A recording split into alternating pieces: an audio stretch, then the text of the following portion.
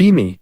American wife with premium-grade emotional damage, currently sitting in my car in a CVS parking lot, because my husband who cheated on me is too hurt to talk to me, since I called him a douchebag. Yes, the man who raw-dogged loyalty in the break room at his office is now a victim of adjectives. Rewind a bit. Name's Olivia, marketing job. Live in a mid-tier American city where rent is high and my standards historically have not been. Husband is Eric, works in it at some mid-sized company, has 3 monitors, ergonomic keyboard, and apparently the audacity to cheat. We've been married 5 years, together 8, shared a mortgage, a Netflix account, a bed, a tax bracket, and at some point also his attention to a woman from HR named Kelsey. Of course her name is Kelsey. She wears blazers with crop tops and says, "I'm a little bit of a chaos goblin." Like it's a personality. How I found out. Not some cinematic lipstick on the collar moment, no, it was a Google Calendar invite. One Tuesday night Eric is in the shower. His laptop is open on the desk. My toxic trait is I love clicking things that aren't mine. I see his work calendar scrolling because I'm nosy, not because I was suspicious, and then I see it. Strategy sync, off-site 7 p.m. Interesting, because 7 p.m. is not work. 7 p.m. is dinner with your wife that you forgot about. I click it. Not a real off-site. It's an event invite. Location: Wyndham Hotel Room 612. Guests: Eric, Kelsey. My stomach actually drops like roller coaster.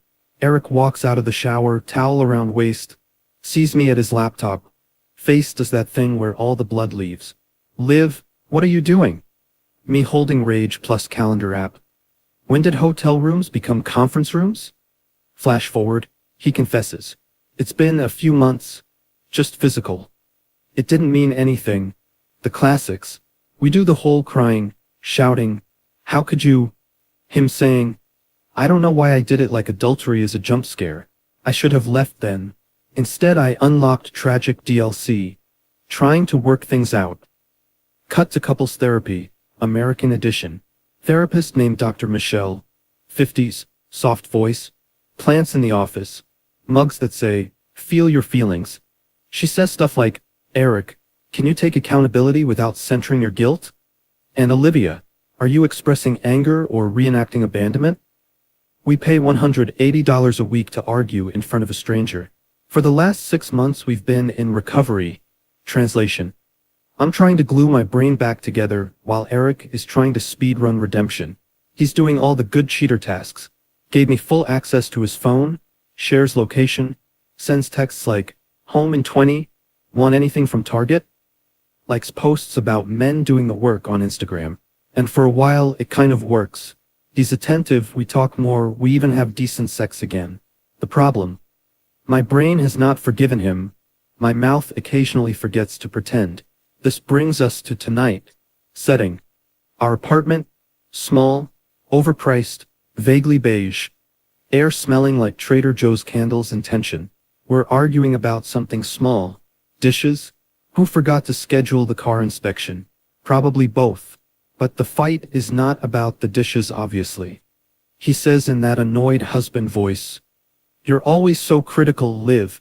I feel like nothing I do is good enough for you." And some demon inside me goes, "Oh, we're doing this." I say, "Yeah, it must be so hard to be criticized by your wife. Have you tried being cheated on by your husband? It's like that but worse." His jaw clenches. "I knew you were going to bring that up again. You mean the time you blew up our life?" "Yeah, Eric. Crazy that it comes up sometimes." We go back and forth, it escalates, my heart is pounding, my palms are sweaty, mom spaghetti etc. Finally I snap and go, "You cheated on me with your coworker in a chain hotel. You are, by definition, a douchebag." The silence. Oh my God. You would think I slapped him with a Bible. He recoils. "Wow. Me. Wow, what? Him. I can't believe you would call me that." "Sir, I cannot believe you would call Kelsey at 11:47 p.m. from our bathroom, but here we are." He goes into full wounded puppy mode. "You know, I've done everything to fix this. Therapy, honesty, listening. And you still talk to me like I'm garbage?" I'm like, "You are not garbage. You are a functioning adult who made garbage choices. Those are different things. But if the shoe fits, douchebag. Wrong move. He storms off, goes to the bedroom, slams the door. I yell through it, "Oh, what now, you need privacy? Should I book you a Wyndham?" 10 out of 10 would not recommend. He doesn't answer, just sulks. Later I hear the front door. Looks like he left, probably to go sit in his car and listen to sad indie music about how hard it is to be misunderstood. Now I'm in CVS buying unnecessary skincare because my coping mechanisms are bad. This is not the first time he's done the "I'm hurt by your words" thing either. Couple weeks after day we were talking about her, Kelsey, aka the HR girl who brought a Stanley Cup to the potluck. I called her a homewrecker because she wrecked. He got genuinely enraged. "Don't call her that, that's misogynistic." Me. "I'm sorry, are you citing feminism at me to defend your affair partner?" Him. "It wasn't just her, it was me too." Me. "Cool, you're both homewreckers. Congrats, it's equal now." He sulked for 3 days over that, slept on the couch, told Dr. Michelle. Sometimes Olivia weaponizes language against me. Weaponizes language. Cheating apparently is just a misclick. Dr. Michelle did her calm voice. "Eric, it makes sense that some words feel painful, but context matters. She is responding to a massive breach of trust. Olivia, can we find ways to express anger that don't feel dehumanizing?" Me nodding like yes. Sure. I'll call him a high-functioning disappointment instead. Fast forward back to today, post-douchebag incident. I text him, "I'm going to give you space, but we need to talk later." No response. My brain starts its favorite hobby. Self-blame jazz. Maybe you shouldn't have said that. Maybe you're sabotaging it.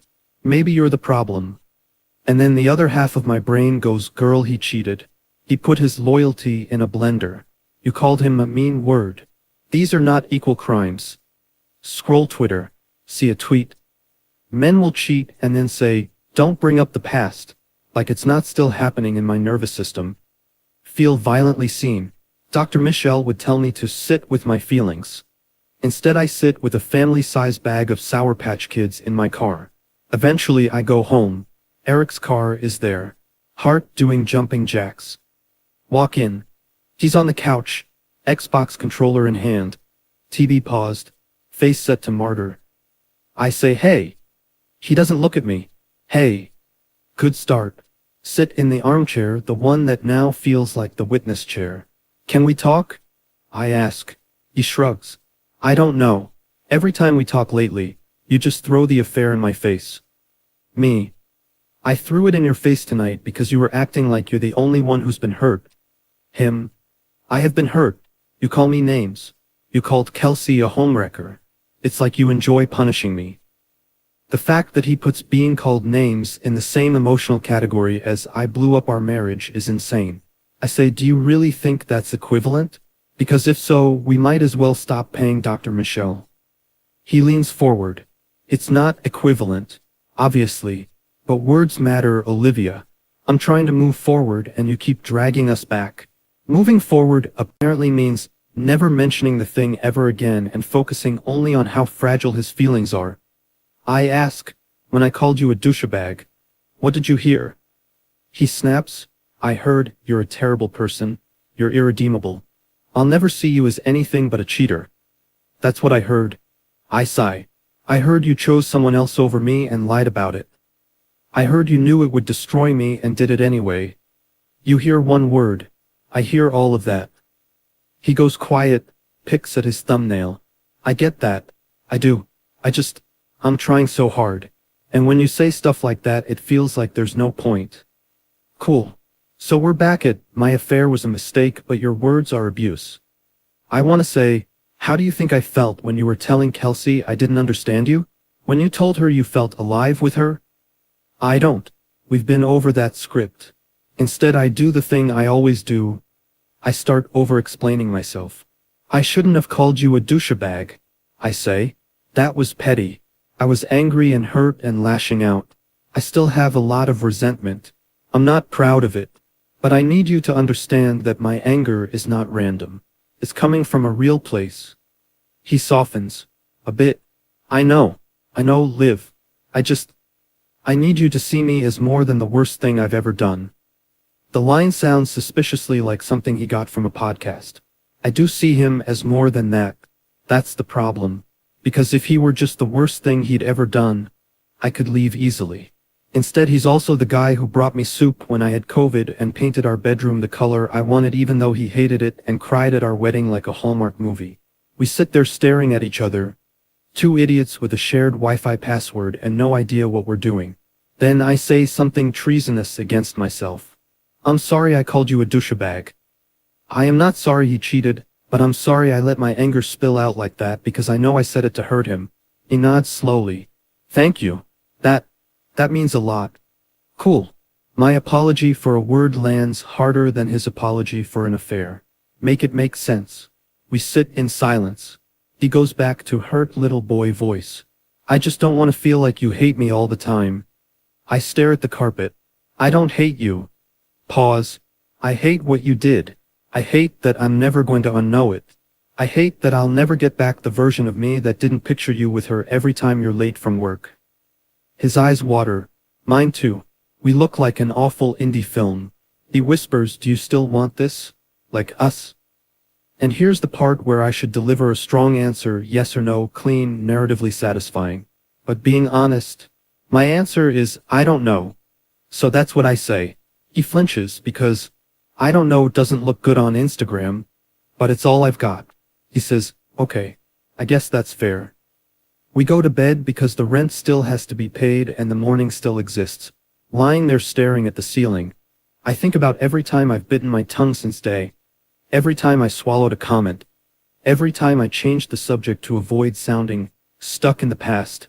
How many times I've wanted to say, this hurts, but instead said it's fine, because he looked tired. Now I'm learning that if I speak honestly, I'm verbally abusive. But if I don't, I'm resentful and fake. Lose-lose speedrun any percent.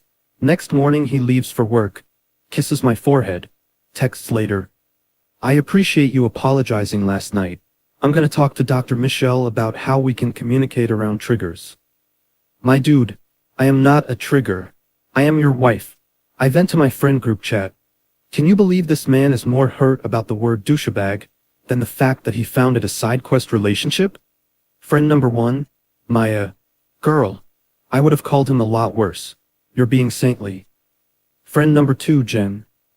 He's doing that classic thing where cheaters can't handle seeing themselves the way they behaved. Cognitive dissonance Olympics. Friend number three, Lexi.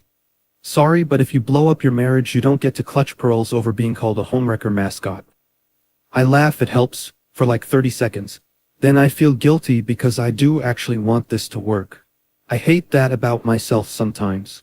I can list 100 reasons to walk and still stay. Later in the week, we see Dr. Michelle. Round 47 of, can this marriage be salvaged? She asks, so what happened this week that felt significant? Eric jumps in. Olivia called me a douchebag during an argument. I blink. That's the headline? Okay. Dr. Michelle nods. How did that feel for you? Eric? Honestly, awful. I felt dehumanized. Like no matter what I do, she still sees me as a joke. She nods again, turns to me. And what was happening for you in that moment, Olivia? I take a deep breath. I felt like he was minimizing what he did. We were arguing about something small and he started complaining that I'm always critical. It felt like he was putting my tone on the same level as his affair. I snapped. I'm not proud of the word. But it came from this place where I feel like I'm not allowed to be hurt without being accused of holding it over his head. Dr. Michelle taps her pen. So it sounds like both of you are hurting, but in different ways and on very different scales. Eric, your choice caused the initial rupture. Olivia, your words are reactions to that pain, but they can still be harmful. Me inside. Thanks, I hate how fair that sounds. She continues. The question is, can you both tolerate sitting in discomfort without attacking or withdrawing? Eric, can you hear her anger without making yourself the primary victim? Olivia, can you express anger without going for the jugular? Both of us nod like good little therapy students, knowing full well we'll leave and immediately fall back into our patterns. Session ends, we schedule another, Eric pays, we walk out. In the parking lot, he grabs my hand. I really am trying, you know? I look at him. Really look. He is trying. And also he already did the thing that I can never unknow. So I squeeze his hand back because I don't know what else to do. That night we're watching Netflix. Something about people renovating their homes and their lives in 30 minutes. Love that fantasy. There's a scene where one of the couples talks about infidelity. Woman says, the hardest part is knowing I'll never be the version of myself from before. I freeze. Eric shifts next to me. You okay? I say yeah. Because if I say no, we'll have to pause the show and talk, and I don't have the energy to be profound tonight. Later in bed, he puts his hand on my waist, gentle, asks softly, are you still mad at me? I want to say yes, no, always, sometimes. I don't know, but I just shrug. I'm tired. He takes that as no, pulls me closer, breathes against my neck, whispers, I love you. I stare into the dark, my chest tight, somewhere between wanting to believe him and wanting to get up, grab a suitcase, and never come back. I don't say it back right away. Then I do because muscle memory is strong. Love you too. It's not a happy ending. It's not even an ending. Just a scene. Me 31F, lying next to a man who broke my heart, trying to calibrate how much anger I'm allowed to show before I become the problem. I called him a douchebag once. He called me the love of his life and still made a hotel reservation with someone else. Some nights I think, maybe we'll get through this. Some nights I think, maybe I'm just buying time until I leave. Right now I'm in the worst place.